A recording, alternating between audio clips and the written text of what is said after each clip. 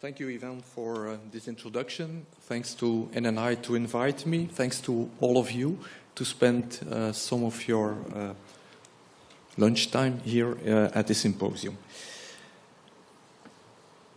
In the next slide, you will see my disclosures.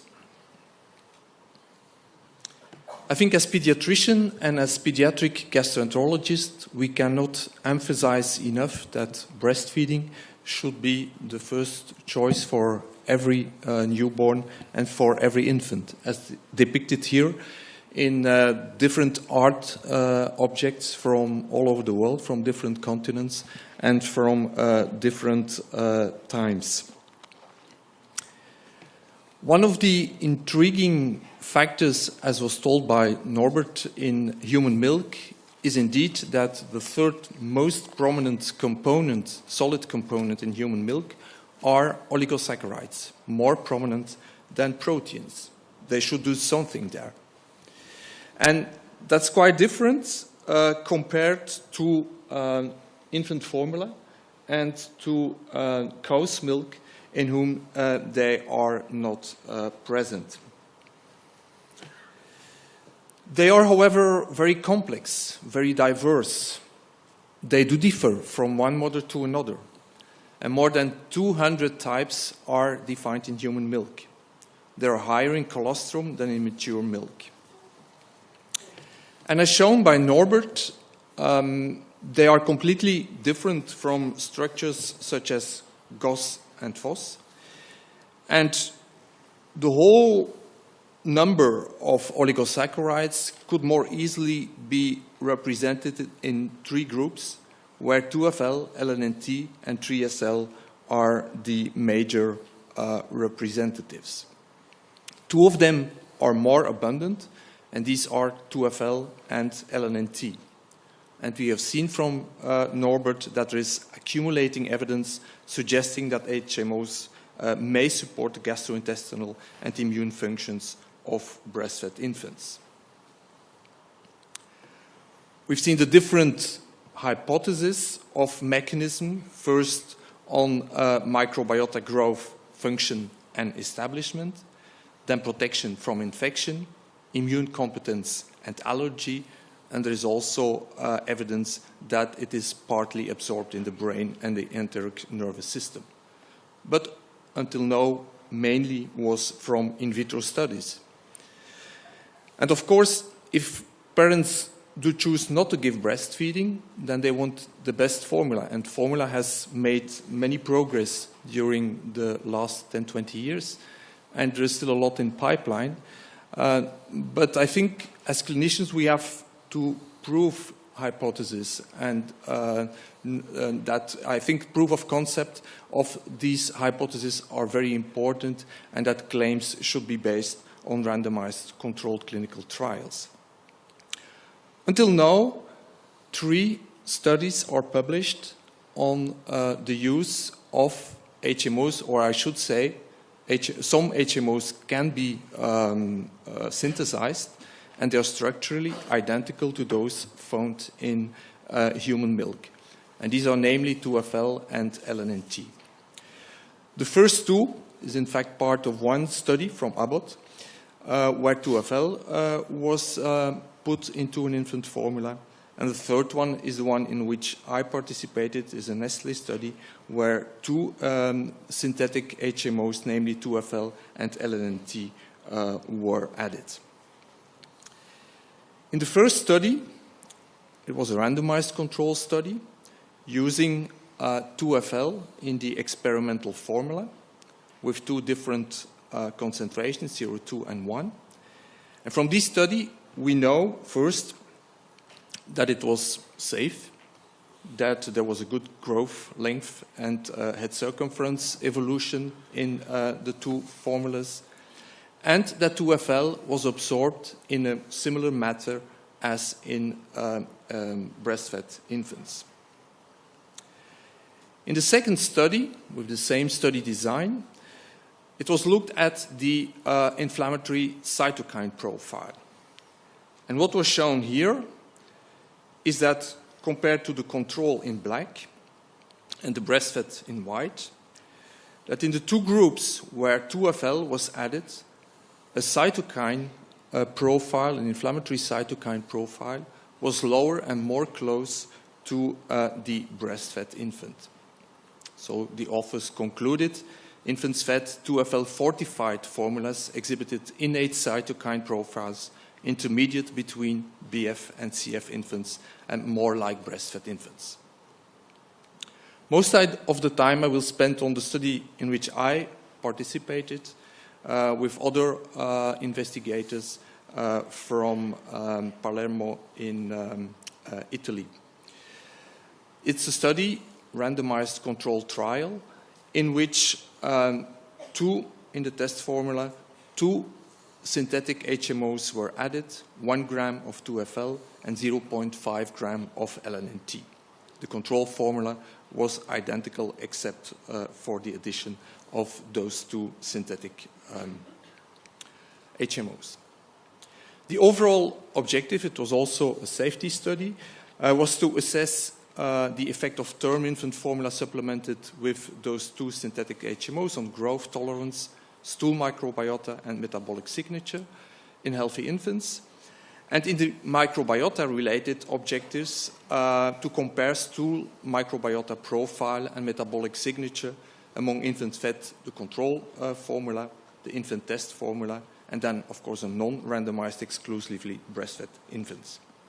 With a hypothesis that the stool microbiota profile and the metabolic signature in infants fed test versus control would be closer than that of the breastfed infants. Here you see the study design.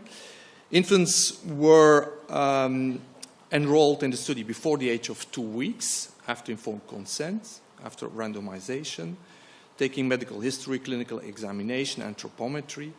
And then they were seen at different time points until the age of 6 months. From 4 months of age, fruit and vegetables could be started in the diet. And after the age of 6 months, the same follow-up formula was given without HMOs. And they were seen at different time points. At any time, also, there was a record of the formula intake and of the reported adverse events and medication use. This is backwards, I think. How were the adverse events recorded, or the morbidity? Well, parents were asked to record illness, fever, symptoms, and medication use in their diary. And that information was reviewed and confirmed by the study physicians at each visit before being recorded as an adverse event. They were coded and categorized by a single physician who was not involved in the study conduct, using SOC, means system, organ, and class categories, and PTs, or preferred terms. Several adverse event preferred terms were identified a priori of interest, namely upper respiratory tract infection, bronchitis, otitis media, and gastroenteritis. And 3 adverse event clusters were identified, namely upper respiratory tract infection, lower respiratory tract infection, and otitis and ear infection. And medication use was categorized into groups as appropriate, including antipyretics, antibiotics, and GERD medication. 175 infants were randomized, allocated to the control or the experimental group. 77 ended up for the primary analysis in the control and 73 in the other, and 74 and 66% at 6 months, and that was almost the same at 12 months of age. Baseline characteristics as for sex, gestational age, birth weight, length, head circumference, delivery mode was not different into the 2 groups. As primary outcome, weight gain, and I could say the same for height and for head circumference, but I will not show this for the sake of time. There was a non-inferiority in the experimental group versus the control group. It was not different into the 2 groups, as well for males as for females. Regarding digestive tolerance, the stool consistency was not different into the two groups, the test group, the experimental group, the upper one, and the control group, except at one point, but probably this is more of a statistical importance than of a clinical importance. The same for stool frequency. If we looked at GI symptoms, such as flatulence, spitting up, vomiting, there was no difference in the two groups. And the same for behavioral patterns, such as infant restlessness and irritability. Let's go no more to the bacterial composition of the stools in those infants. If you look at a very rude way at the microbiota, just by listing up all the different kinds we find and the amount of those bacteria we find, we see just in a rude way that there is a big difference between the breastfed, the first group, and the two formula-fed infants. But if you look just de visu, you could say that the test group looks more like the breastfed than the control group. Of course, this is a very rudiment way of looking at it. I'm a clinician, and when I look at all those data, I'm confused. Maybe some of you also. And I feel a little bit like walking in this wood, seeing a lot of trees, and at the end you don't know anymore where are the trees and where is the wood. Well, there are other ways to look at it. And if you are walking in a wood, you could say, oh, this is a birch, this is a beech, this is an oak. And even between the group of birches, beeches, oaks, you can see differences. Let's look at the bacteria in that way.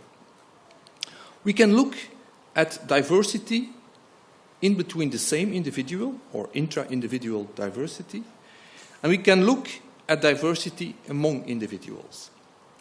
And what we see here is that in the breastfed, there's a huge difference of intra-individual diversity compared to the formula-fed. But again, the test group is more towards the breastfed than the control group.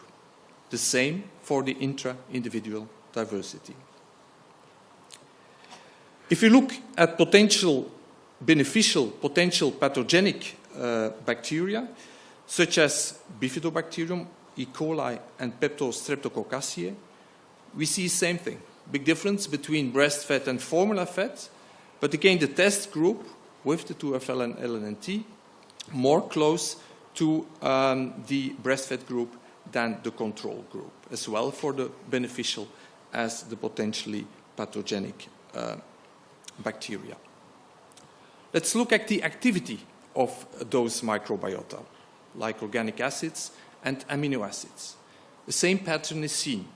Difference between breastfed and formula-fed, but the test group more close to the breastfed than the control group. You can also look at forest in a different way. If you are along the Mediterranean Sea, you will name it a Mediterranean forest based on the type of trees you find it.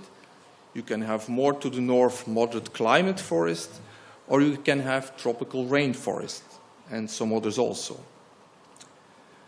Bacteriologists have put all the microbiota of the infants together, and then they came out that regardless of the way of feeding the infants, there were 3 types of fecal community.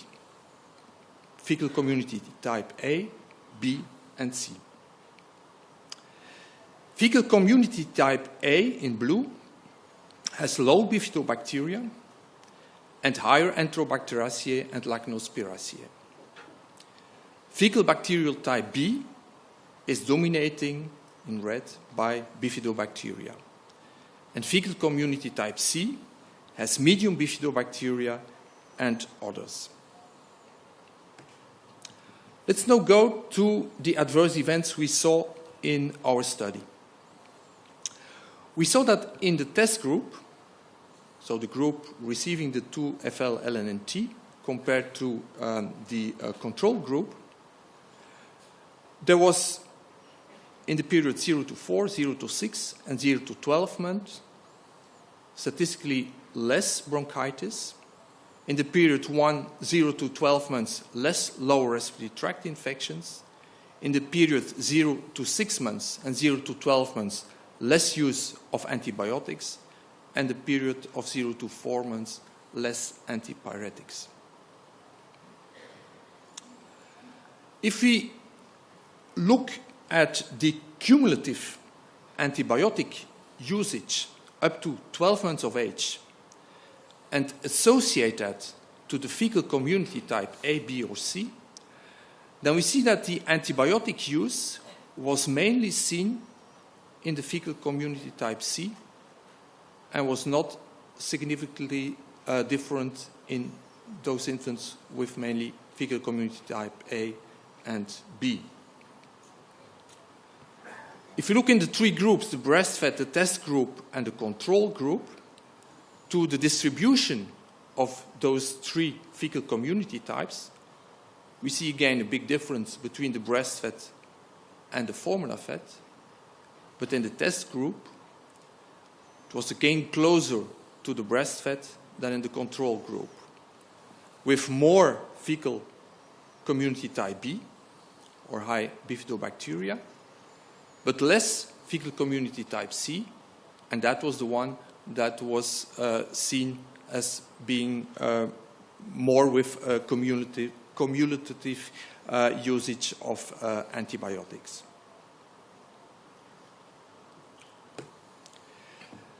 So from these first preliminary studies, and I should emphasize that these were secondary endpoints of the studies, so we should be careful. On the other hand, all the results we have are going into the same line. So I would like to conclude first that HMOs are the third most important solid component of human milk, that they are very complex.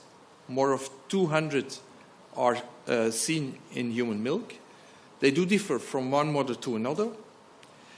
We know that they are important for microbiota, immunity, protection against infections, mainly from in vitro studies. Now some synthetic HMOs, structurally identical to those found in human milk, such as 2FL and LNNT, can be made, can be added. And we know already from the studies that they are safe, that they are well tolerated. They seem to be absorbed, 2FL, in a similar way as HMOs. They seem to induce lower inflammatory cytokine profile, more in line like HMOs. And in the last study, it was shown that a formula with 2FL and NLT promotes the fecal community type B, as seen in breastfed infants, and decreased the fecal community type C, and that reported reduced likelihood of antibiotic use in that group could be linked to the fecal community type. This was how a cartoonist in Hungary was summarizing the data. I think there is still many questions to answer. And of course, there are more clinical studies needed to confirm the protective effect against infections, because they were more like secondary endpoints in the study, and to show other beneficial effects on immunity in vivo. Now it's 2FL, eventually 2FL and the LNT that are added. Which synthetic HMOs are most suitable, or which combination are most suitable for infants? It has to be the same for every infant. And there is still also a question. We know that some mothers are not secreting 2FL. We know that those infants are more prone to infection, but probably there are also advantages of not having 2FL in human milk. So what are the natural advantages of 2FL non-secretors? So still many questions to answer, but I think we are in the beginning of a new exciting area, and I would like to thank you for your attention.